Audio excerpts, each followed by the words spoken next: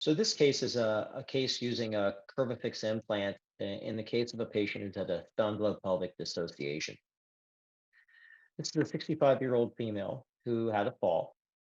She has known diffuse large B cell lymphoma and has known multiple lytic lesions throughout her body, including her pelvic ring.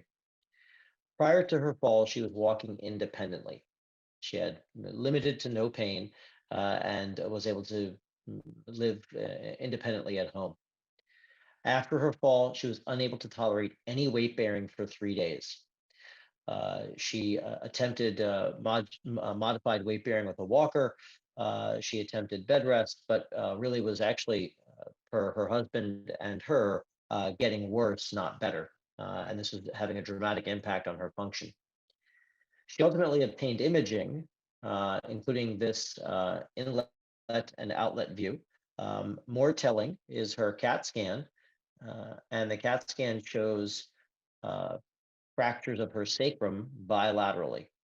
The axial CAT scan shows her tunnels coming into picture there, and you can see the multiple lytic lesions throughout her posterior pelvic ring. Understandably, this is quite painful for her. Her sagittal view shows a deformity that's concerning, obviously, as you'll see it come into play here, for possible neurologic involvement.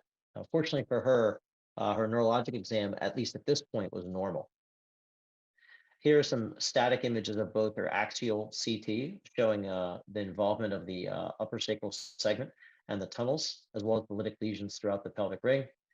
And then here's that static image of that sagittal view showing the deformity of the posterior pelvic ring, particularly the risk of impingement on the sacral roots.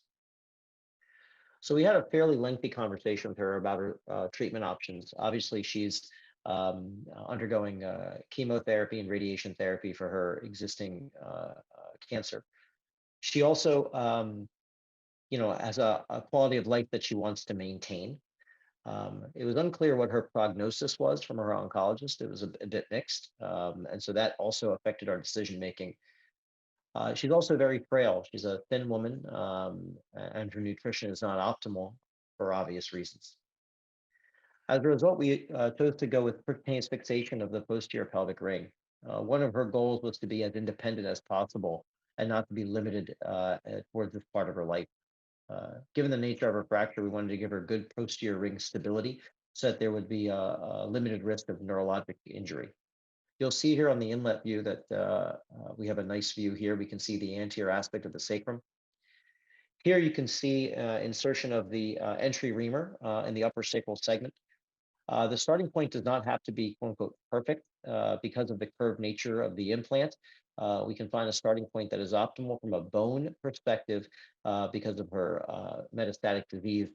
We didn't have we didn't have the same kind of landing spots that we typically do.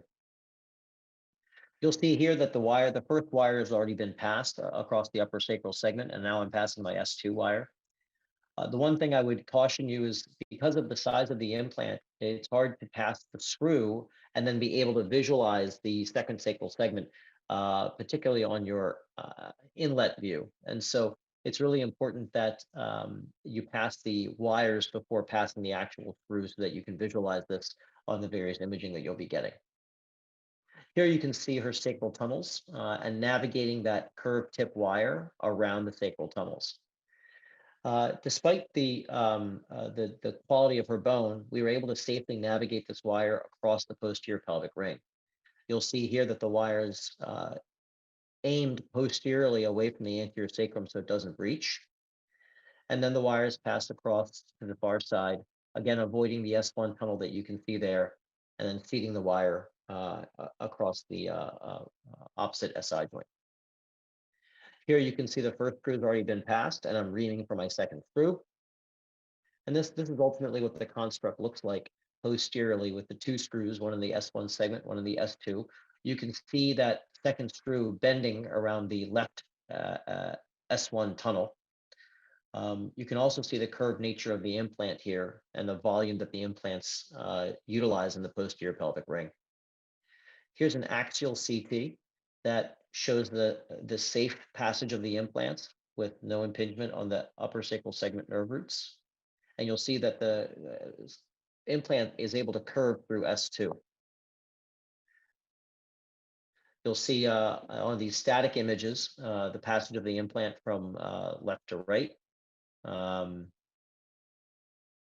and safe passage on both the coronals, on the axials as well as the sagittal.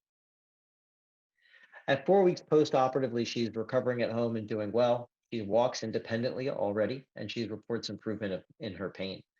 She is, I made her weight bear as tolerated. I have, with this implant, because of its size and its positioning, I was able to allow her to be immediate weight bearing.